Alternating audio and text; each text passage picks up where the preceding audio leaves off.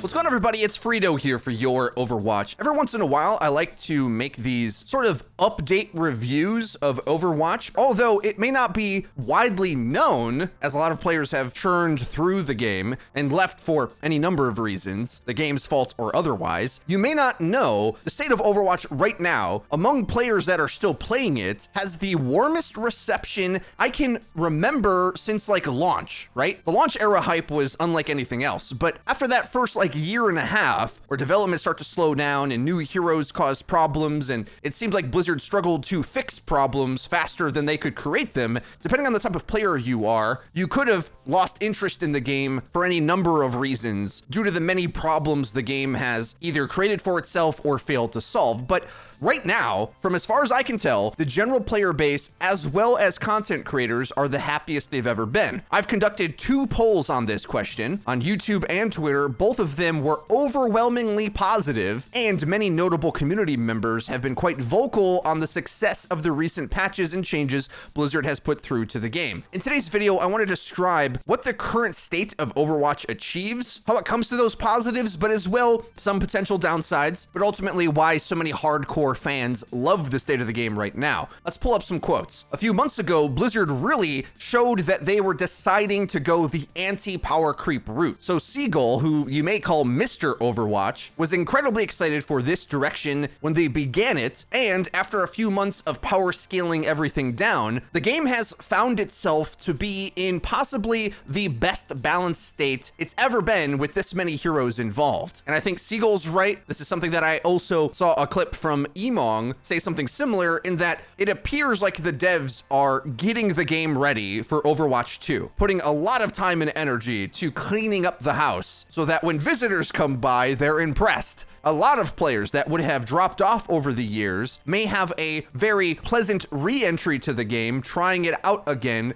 when Overwatch 2 comes out. And hey, a lot of us think the PvP aspect of the game is going to go free to play. It's the only thing that makes sense. That's going to bring a lot of new players. Blizzard wants Overwatch 2 to be a big deal, so the state of the game needs to be ready for that, which is why we're seeing it molded into such a good shape right now. J3 is excited about this because so many different comps and heroes can be played, to the point where it doesn't seem like we'll get stuck in a meta for 6 months that makes the game stale. And Samito, who is never one to shy away from criticism, gives props to Blizzard as well, where Samito agrees that the patch has been a huge success, with multiple archetypes of comps seeming to work at the same time, which has been a hard thing to say was the case in ranked for years. Now, I do agree with these two, although I do think that as players improve at this powered down state of the game, we will start to see harsher meta restrictions get put into place. The reason being, the team Overwatch meta right now isn't very diverse. I think it's pretty obviously set as Lucio Moira Rush, which essentially looks like old school GOATS comp with more nimble characters. But the beauty of that being the strongest potential comp right now is that it is a very teamwork dependent comp, which means if you don't have shot calling, you just can't run it anyway, at least not effectively, or more effectively than anything else. And because of that, the more individualistic playstyle of Ana and Mercy is the second best comp, which enables a more scrimmy, puggy, play for off angles and pop off moments type playstyle, which is fairly suitable for ranked play, especially when shot calling is lacking, because it's more about making individual mechanical plays, which in the team meta would lose to coordinated rushdown play, but where there's gaps in execution with the rush playstyle, then the impact abilities and mechanical outplay style can be victorious. Now, the beautiful thing about this is that the 2 things that are strongest in the game are core to Overwatch skill. You either are a strong teammate, which I'll go to explain, or a strong mechanical player. Either one is exactly what we've always wanted Overwatch to reward. For far too long did the game devolve into my hero is stronger than yours, too bad. So much so that I think players have forgotten what Overwatch even looks like when it's in this type of state. It's everything that we've asked for from the content creation community. I annoyed so many people about bringing up power creep endlessly, but I couldn't be more happy or pleased with them finally doing the things many of us were asking for. Because for years in Overwatch, the game was about your hero having a button that meant you couldn't kill them, or an ability or an interaction or stats that meant they were simply better. And although I grew to have fun with the direction they were going to make everything insane, it wasn't balanced, right? I do think you can make a fun argument that I will get to, but it wasn't sensible or rewarding in the way that a competitive MOBA shooter should be. So to break down a little bit further, I'm gonna take a look at Samito's and J3's tier list on the recent patch, assuming that the soldier buff doesn't go through, which might break everything, but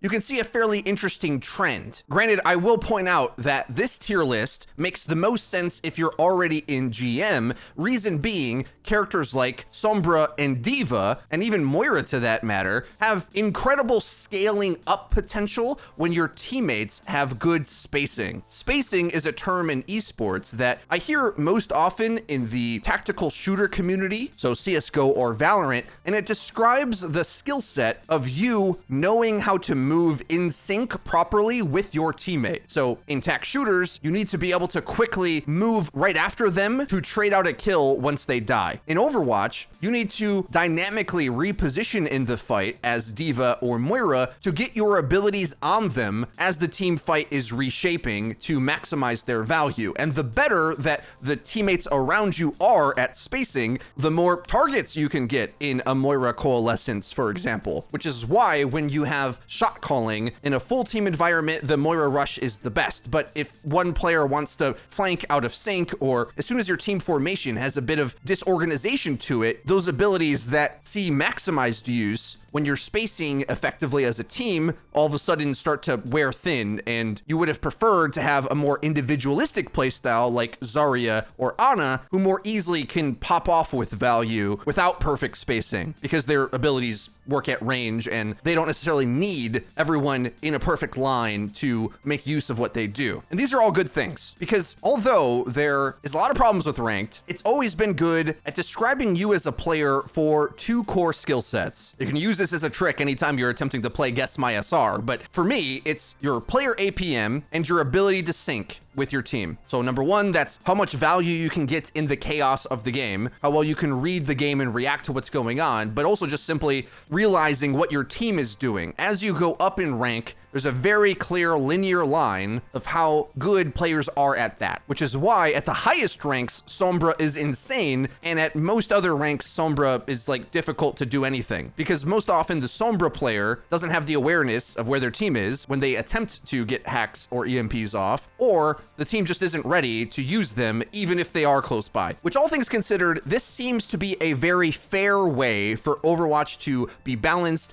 and rewarding the right things. I will say I do fear the evolution of this over time, because if we say kept at this balance state for a year, I think players would improve at what I think is a fairly boring team comp to play against, the Sombra Reaper Rush. When that's played well, it has all the negative attributes of GOATS comp. But luckily, at least for ranked, a lot of those characters are not as popular, so as soon as you don't have the full comp or the full team doing their job in sync properly, there's just going to be massive gaps in output. It has to be played a very specific way. And if even just one of your teammates is messing up the comp, everyone else has a exponentially more difficult time. The other downside to this that I would bring up is that I think Flats, top 500 tank player for many, many seasons, great streamer as well, tweeted this, that main tank is still weak if the team doesn't commit to that playstyle, which essentially is saying what I just said. If you have some half hybrid of a comp, or you can't agree on what you should be playing or how to play it, Flats advocates for playing for double off tank, which might come as a surprise since we really only saw that with Zarya Hog, but it's just sort of the nature of how difficult teamwork is to execute that I completely agree with him. I've had a horrible time playing main tank as I've dropped some SR, had a lot of unfortunate disconnects 11 in 2 weeks, so my SR is geared a bit lower,